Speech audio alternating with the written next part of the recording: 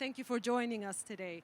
So, as Sif said, we are here at this panel discussion titled A Greek and His Love of Islamic Art. And it's an interesting title. I mean, why are we talking about a Greek and his love of Islamic art? There's a lot to say, actually. But first, let me introduce myself again.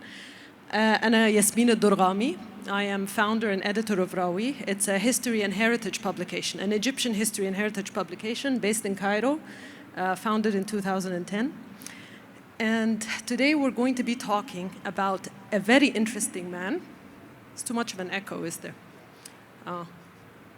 Is this better? Yeah? A very interesting man, Antonios Benakis, and Mina's going to tell us more about him. Living in very interesting times, in 1920s Alexandria, at the peak of its cosmopolitan golden age. And Abdelrahman will be telling us more about that. And well, let me introduce you to our panelists today. I'm going to read this. Mina Moraitou is an art historian specialized in the study of Islamic art with 25 years experience in the field of museums. She studied Islamic and Asian art history at the School of Oriental and African Studies, SOAS. And since 2012, she's been the curator of the Benaki Museum of Islamic Art in Athens, Greece. The Museum of Islamic Art is in the heart of Athens Historic Center and houses nearly 12,000 objects from the Middle East, Iran, Turkey, North Africa, and India. Abdelrahman is a writer and an independent scholar. He obtained his DPhil in history from Oxford University and has authored several books, including his groundbreaking biography of Salah ad-Din, published in 2007, and The Other Exile, which is a fantastic book. I recommend that you Google it. The Other Exile, published in 2018. It's a fascinating story. So thank you for joining us today. Mina, I'll start with you. I visited personally the Benaki Museum of Islamic Art. Now there are 5 Benaki museums in Greece, because this actually 7 turned out to be 7 museums that are called the Benaki Museums in Athens. And it confused me a bit at the start. And I visited several of them, and they're fantastic. But the Islamic Art Museum was quite a surprise. We hadn't met, unfortunately, yet. And I didn't even know that a few months later I would be here talking about it. But still, I ended up spending hours, and I took like 10,000 pictures. It's a very well curated, very beautiful collection, and it's a very nice building and an excellent location too, I have to say. So today we're going to be talking about an exhibition from 1925 Alexandria, and it's the first, possibly the first known Islamic art exhibition. Temporary exhibition. Put together with objects from private collections of private collectors, and the initiator of this exhibition was Antonios Benakis, in his capacity as the head of the Les Amis de l'Art, the Alexandrian Art Society, which was headed, and actually most of the members were Alexandrians of foreign origin, like him. I think Greek, Italian, French, and some Egyptians. So the museum in Greece, is this exhibition the genesis? The 1925 exhibition in Alexandria, was that the genesis of the museum that we see in Greece now? How much of it is in the collection that we see in Greece today? Most of it. And so the exhibition was in 1925. And he returns to Athens in 26. He returns to Athens in 1926. And so most of his collection had already been made in Egypt, or did he continue collecting? No. If you go to the museum today, about 80% of the objects belong to the personal collection of Antoni Benaki. He brought with him about all of his collection when he moved to Athens, but then he continued to acquire objects through purchases, but also through donations. And the collection as it is today is many people have given their own treasures. Well, can you tell us a little bit more about the man? I know you have some images prepared for us. Yes, so. Okay. First of all, I would like to thank Yasmine, and the organizers for having me here, for having the Benaki Museum here. It's a privilege to be part of this project, and we're very much impressed. Now, this is the man, Andonis Benakis. He was born in 1873 in Alexandria.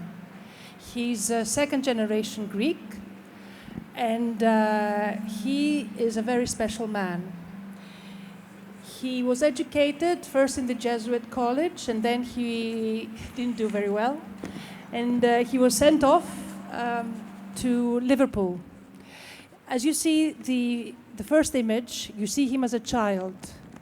Every Greek knows this photograph because his sister, Penelope Delta, wrote a book about him when he was a little boy. He was very naughty. He was mischievous. His pockets were always filled with interesting things.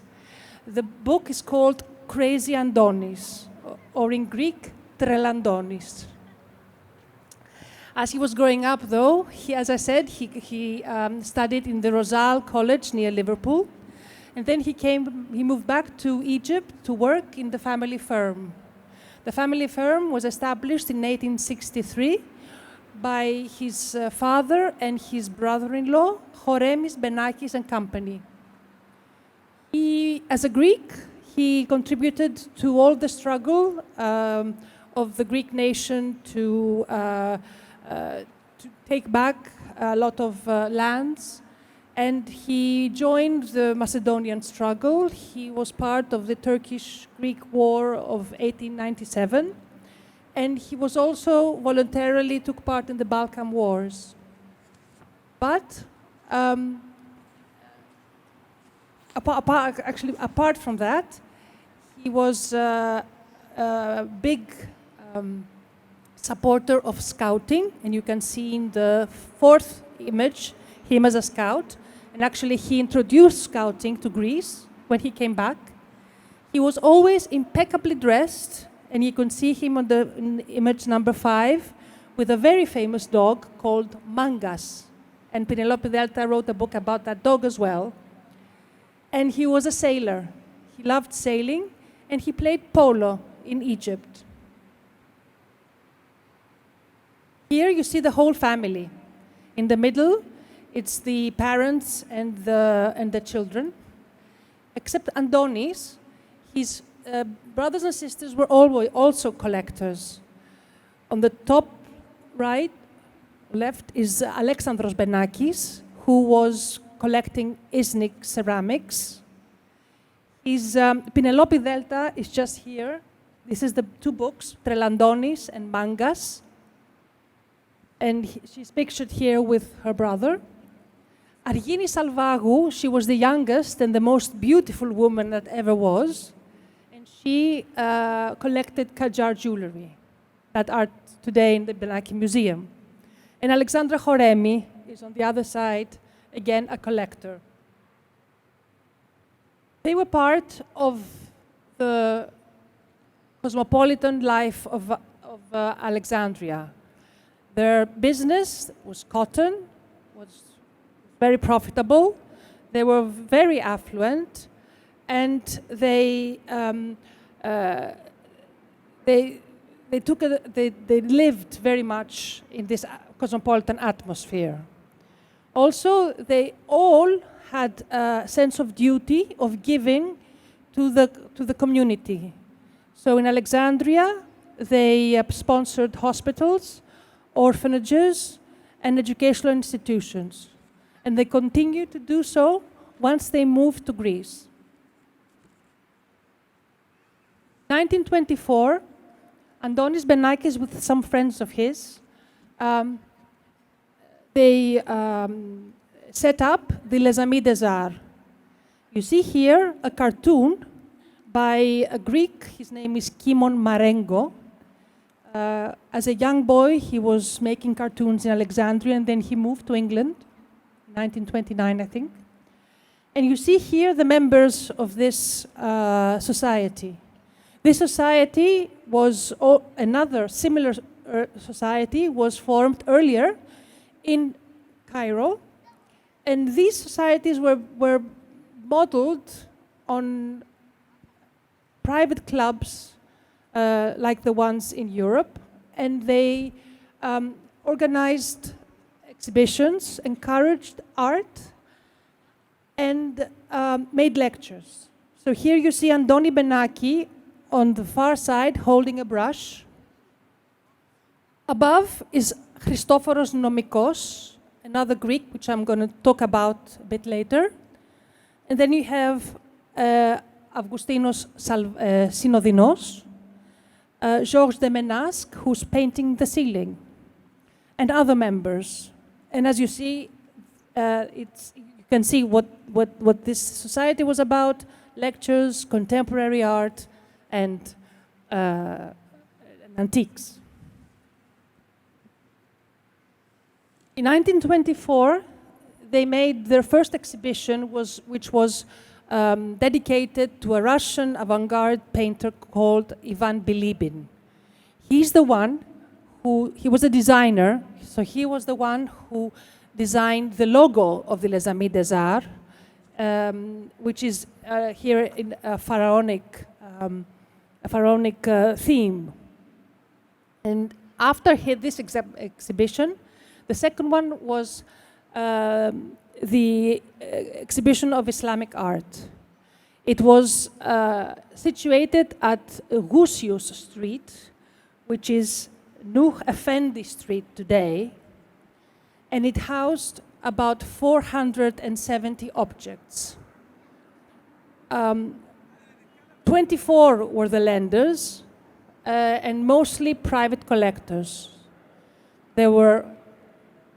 Most of them was from Alexandria, and only 2 were from Cairo, Maurice Nachman and Ralph Harari.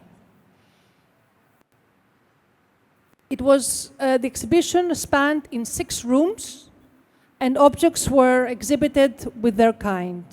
Most of the objects were ceramics. So these are some of the pictures that you don't see in the exhibition. The exhibition has others, so I put this as an addition to the material you can see in the Almadar exhibition. Gaston Mijon, who was the curator from the French collections, was the one to write the catalogs. And in his introduction, he complained that these were made, these objects came only from private collections, and that the Museum of Islamic Art didn't participate.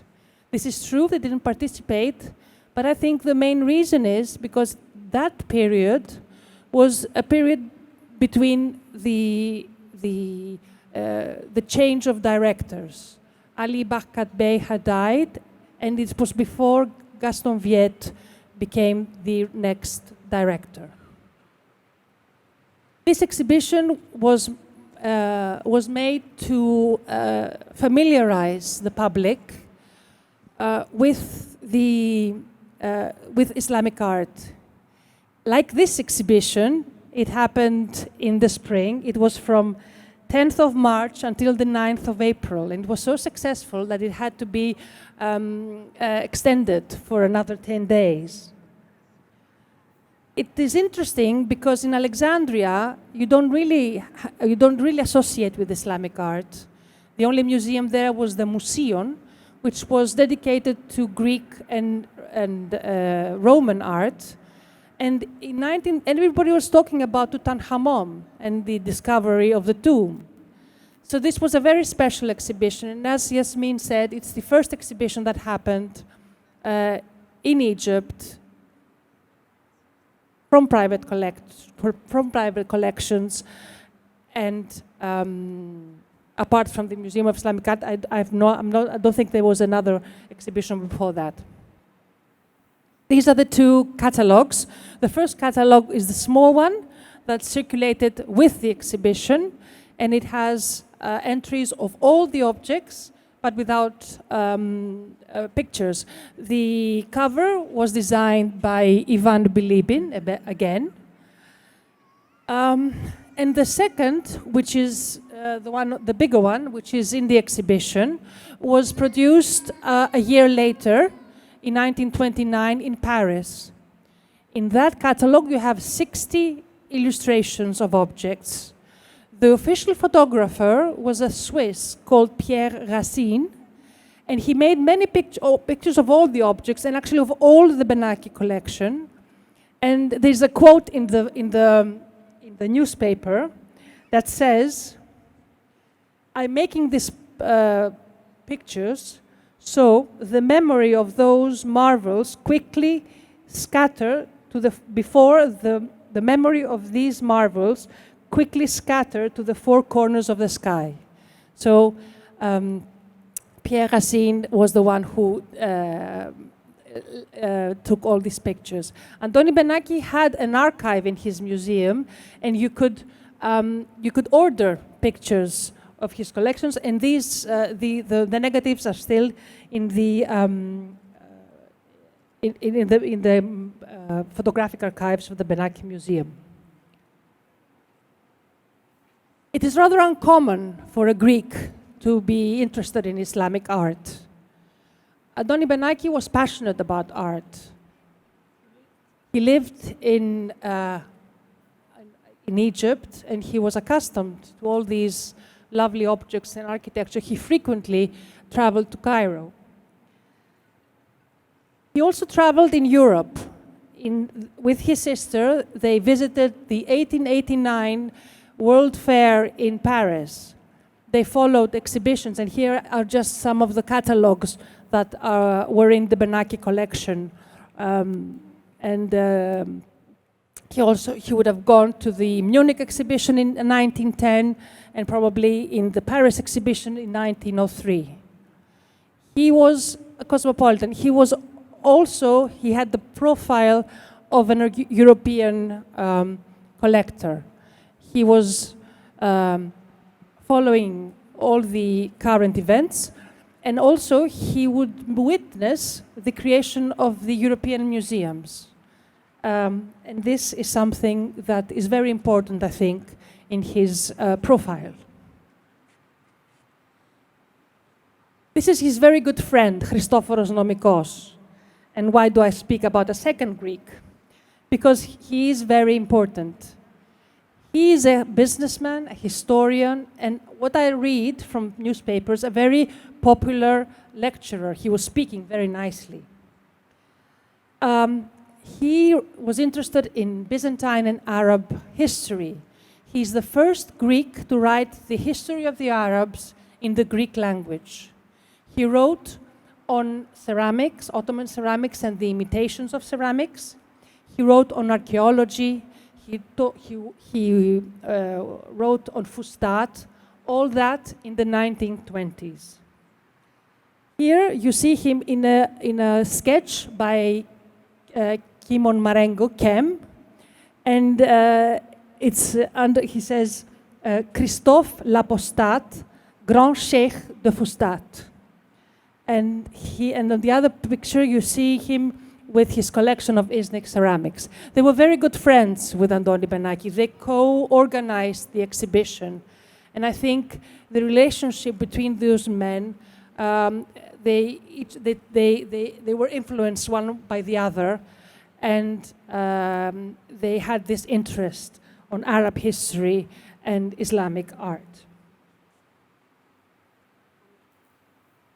This is the house of Andoni Benaki when he first moves to Athens in 1926. And you can see here objects, you can see textiles, you can see candlesticks. One of those is in the galleries.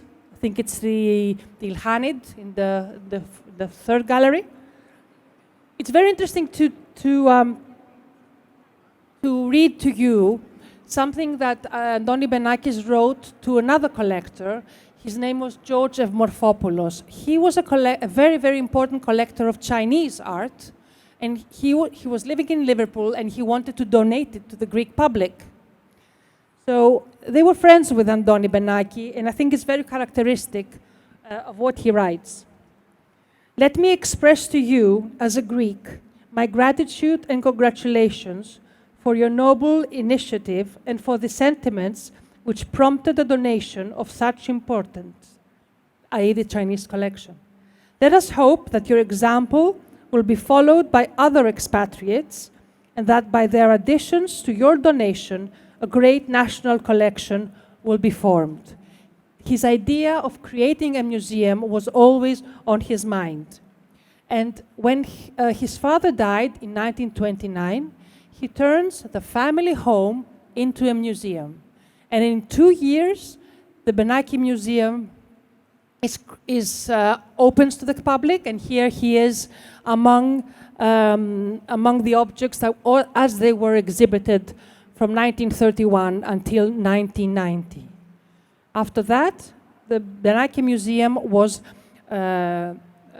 decided to make a museum of Islamic art because the collection was so important. So now we have a freestanding museum dedicated to the arts of Islam. Before I finish, I would like to say two things: that his non-academic knowledge and admiration was followed by is important to see in the choice of his directors. The first director of the Benaki Museum was Makriti Bey, who was an archaeologist from Istanbul and a student of Hamdi Bey.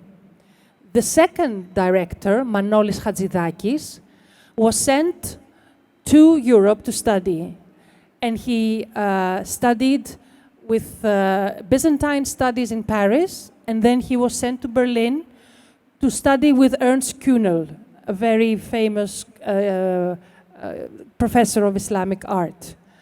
And he tried to learn Arabic. I don't know how much he used it. Anyway, until the end of his life, Andoni Benaki continued to enrich the collection and urged people to give their donations to the Benaki Museum to make it what it is today. And if you ever come to Athens, I hope to see you at the Benaki Museum in Athens. It's nice that you stop at the museum. We're still not. And there's still a lot more in the database, I understand. So it's like a growing, in a sense, a growing collection. Yes, it is a growing collection, and it's and there are a lot. And I should say here, I'm taking all the time, but I should say he was not interested only in masterpieces or works of art that are beautiful. He was also interested in pieces that were facilitating people to study even more. So we have a lot of shards, we have a lot of small pieces of textiles to encourage education. We'll take a step back from Greece now, but from the museum catalog, which I read through when I visited, I read a quotation that I found very interesting. So this, a Greek poet, Konstantinos Maleas, he criticized the Greeks of Egypt, and he said that they suffer from xenophilia. And that is not a word that I had really come across before. And considering that this exhibition that brought us here today, the 1925 exhibition in Alexandria, was part of this cosmopolitan climate that is very much celebrated, but maybe today we're looking at it through a different lens. I thought it was interesting how he described this, the Greeks of Egypt.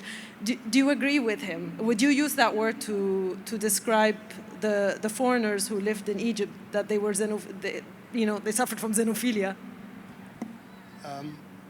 Is it on? Yeah.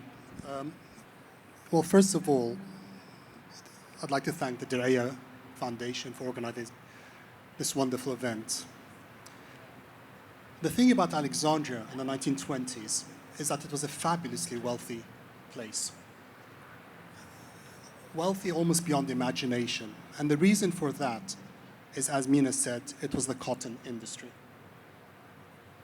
Between 1860 and probably the First World War, Alexandria went through a huge golden age. partly because of the cotton and largely because of the American Civil War. When the American South, there was a blockade on the American South, the cotton could not be exported, and Egypt became the place to be. And I'm sure this is one of the reasons why Binakis's father would have come to Alexandria in the 1860s, because Egypt at that time was making enormous money. To the city came many foreigners, including, of course, the Greeks, primarily the Greeks. We're talking about Italians, we're talking later on about Armenians, French, Russians, Maltese, and so forth. But I think I'd like to make a point first, and then I'll come back to this point about the cosmopolitan nature, which is quite exclusive, I think, it's cosmopolitanism, which I'd like to touch on. But first, the point I'd like to make is that the Alexandria of this wealth, the Alexandria of Lawrence Durrell, of the Greek poet Cavafy, of E.M. Forster, the Alexandria of Groppi, where people ate crème chantilly, the Alexandria where all the Art Deco buildings were, was only one side of an Alexandria. There was another side, which was of, back-breaking poverty and sheer hardship. To make money in cotton required thousands of fallahin to work very hard in fields for pittance. And the most important point to make is that those people who made fortunes in cotton in Alexandria were non-Egyptians, were foreigners. We get a glimpse of this when in cultural books such as, for example, Abdelrahman al-Shar'awi's Al-Ard, Tawfiq al-Hakim's Yawmiyat, where there's a fallah who steals some food from the farm on which he's working, and he's punished in court, and the judge says, we're going to fine you 50 piastres. And the fallah just bursts out laughing. He's never seen a piastre in his life. He measures his life not according to piastres, but according to millim. So the poverty of Alexandria is reflected in the fact that to that city gravitated thousands upon thousands of Egyptians from Upper Egypt to find work. Street peddlers, hustlers, artisans, traders, of whom many were Greek. The Greeks were not just wealthy, the Greeks cut across all society. Actually, probably the only foreign community that cut a bit like the Italians, maybe a bit like them, but they were the only community that cut across all segments. True. There's a point, but I will come back. The closest one to the Egyptians. Perhaps, but I'll come back to that. I'll challenge that point in a while, if you don't mind. Please. But when we're talking about Alexandria, we're also talking about a district such as the Laban district in Alexandria, which is a crime-infested, poverty-stricken area in the 1920s.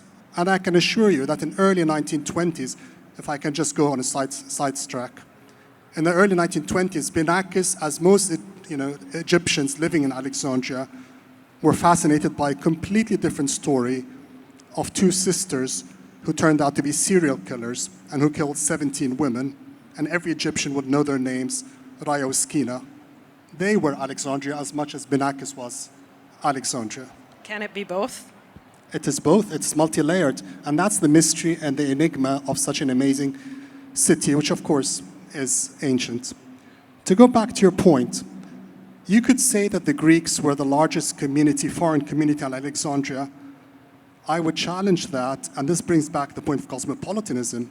The largest community in Alexandria were foreign, were actually the Maghrabi, Moroccan community.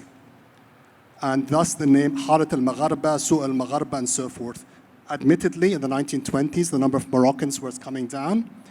But the point I'd like to make is when people think about cosmopolitan narrative of Alexandria, the Greek, Italian Jews, Armenians, Maltese, etc., they do not include the Moroccans, nor do they include the Syrians who moved to Alexandria. Actually, the Syrians a bit more, but it's an interesting point you make about the Moroccans. Is it an issue of assimilation then, perhaps?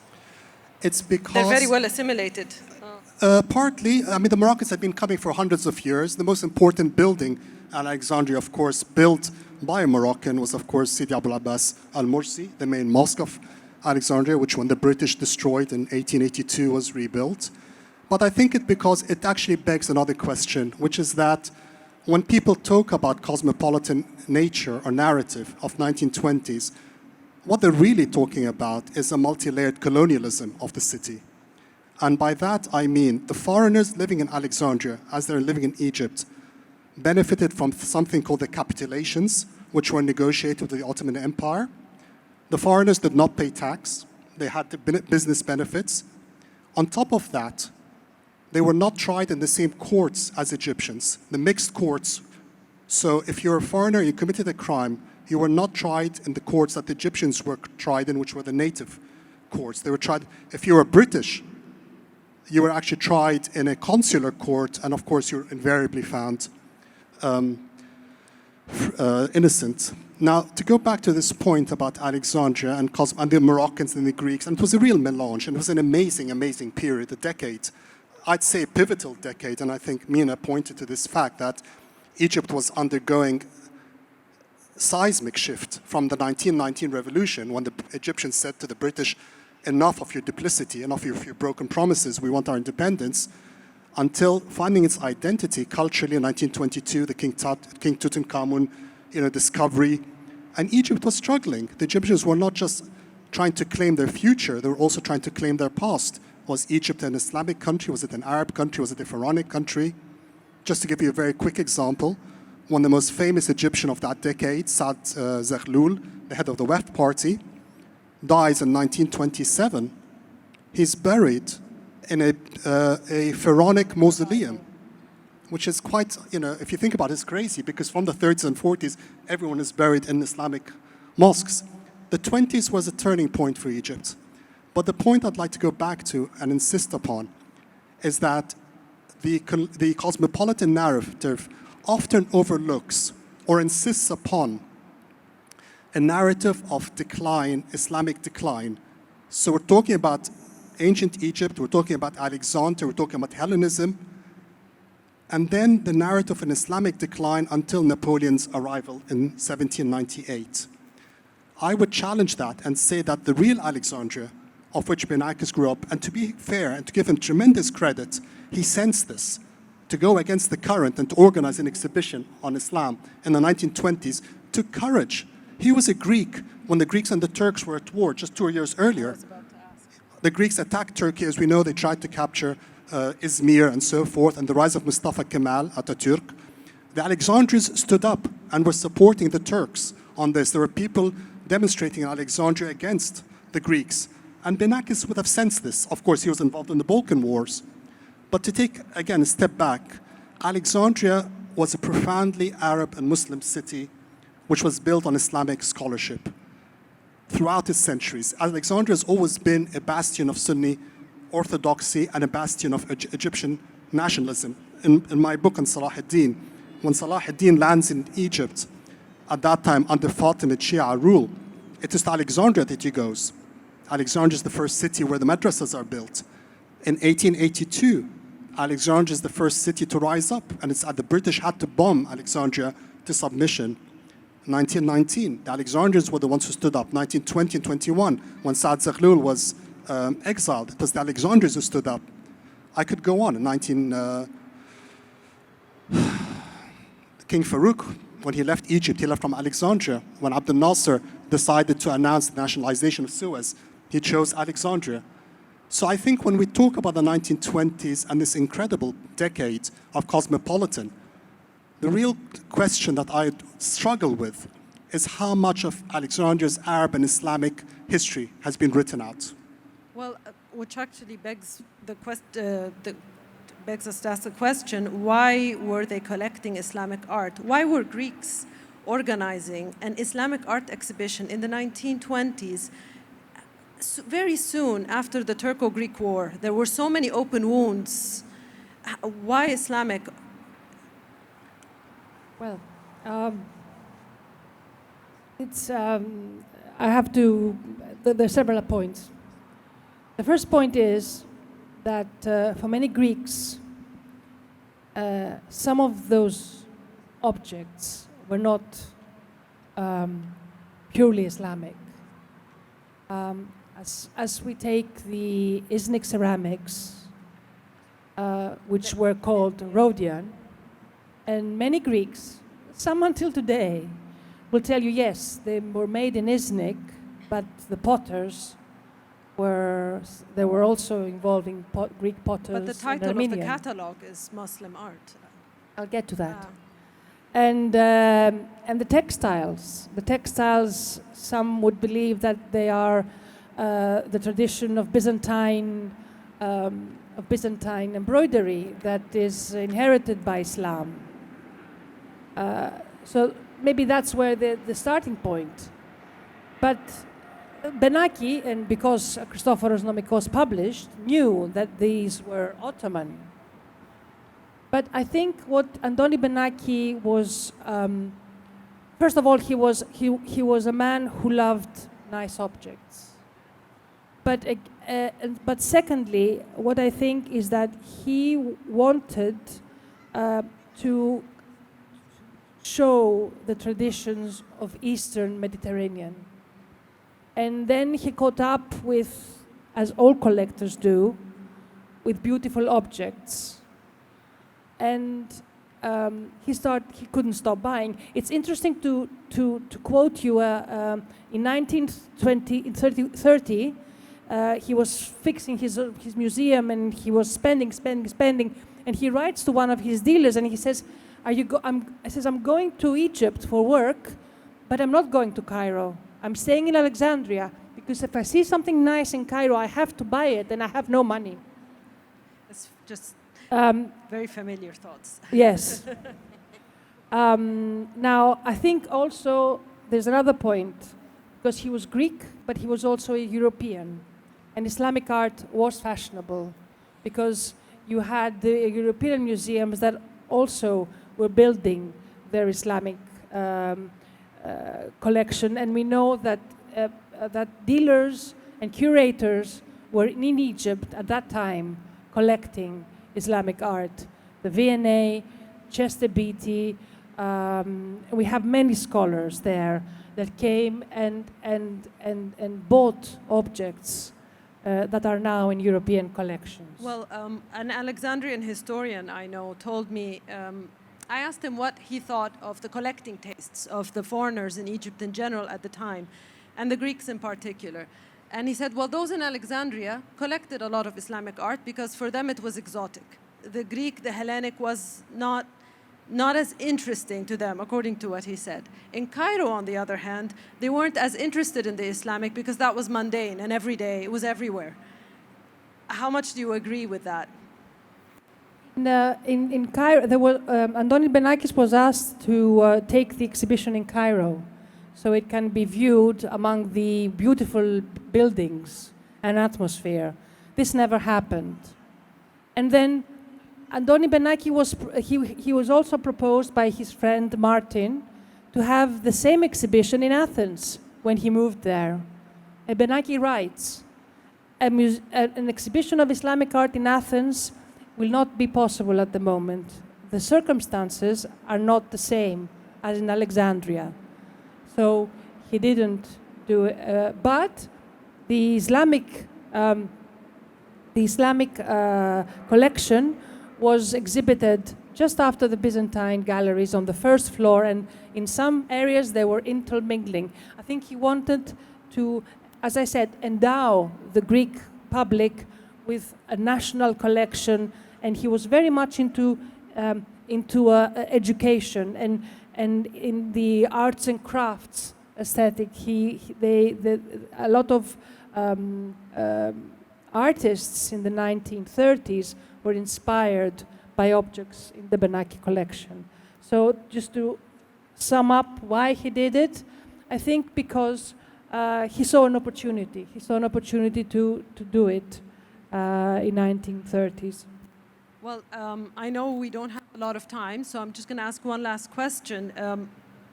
Do we know much about the audience? Were there a lot of Egyptians? I mean, Abdelrahman talks about this divide between the foreigners and the Egyptians in Alexandria. Do we know that the Egyptians took an interest in this exhibition, or were they completely separated from this world? The upper class, I mean, I know that Omar Toussoun, the grand he was daughter, everywhere. He was a lender. He was a lender. You had members of the upper Egyptian. It was an elitist It was an elitist exhibition. I mean, It's an art was. exhibition. Yes, it was a privately owned exhibition. I know that people from abroad came to see it. I'm sure from Cairo came to see it, but it was an elitist exhibition. I don't know, but I wouldn't think that, the poor people would go. Well, no. But in the Art Society of Cairo, the constitution of the Art Society in Cairo is so different from the one in Alexandria. When I read the names of those in Alexandria, they were almost all foreign. In Cairo, on the other hand, almost all Egyptian, including 2 Egyptian women, female collectors, Hoda Sha'rawi and Princess Samiha Hussein. But that's a whole other subject. That would be a very interesting subject. Well, unfortunately, we don't have a lot more time, so I just want to give the audience an opportunity to ask any questions if you have.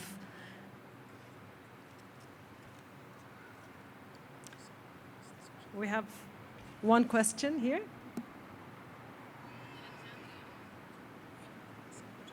From an Alexandrian. Yes, it's not a question. I am glad to the 2 doctors that they mentioned the history of Alexandria in this period, and especially Benaki Museum, the Greek community in our city. And I am agreed with the main point of them that Alexandria, not like Cairo, interesting in Islamic art, just the community of the Society of Archaeologists in Alexandria, with the main studies about the Greek Roman period. We don't have any studies about Islamic art or Islamic architect until the beginning of 13.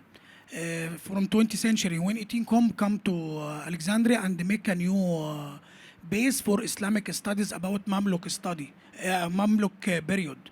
So I am so proud and so glad to hear about my city here in Saudi Arabia. I'm glad also to participate in this lecture. Thank you. Thank you. Can I add something? Please. Something that in order to complete the picture, in 1926, the year before he leaves for Athens, when I say leaves, he just moves his permanent home. He comes and goes all the time. He organized a second exhibition, and that was with embroideries from all over the world. He loved textiles and Chinese ceramics. So you can see, because this man was also collecting paintings, arms and armor, Byzantine icons. So he did not concentrate on that. So it was one of his... Well, yeah, that's how he filled 7 museums, I guess.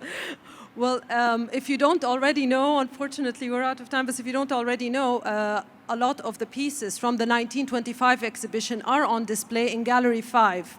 So it's part of the Islamic Arts Biennale here. And there will be a tour of Gallery 5 of the Benaki section at 8 p.m. Mina will kindly be showing us the objects. And as we are wrapping up now, I want to quickly introduce our next speaker, who's heading off to Seminar Room 1. She doesn't really need introduction. The next talk is going to be by Azzam, and I'm pretty sure we all know who she is. So thank you for coming today, and I hope we see you all in Seminar Room 1 in our next talk.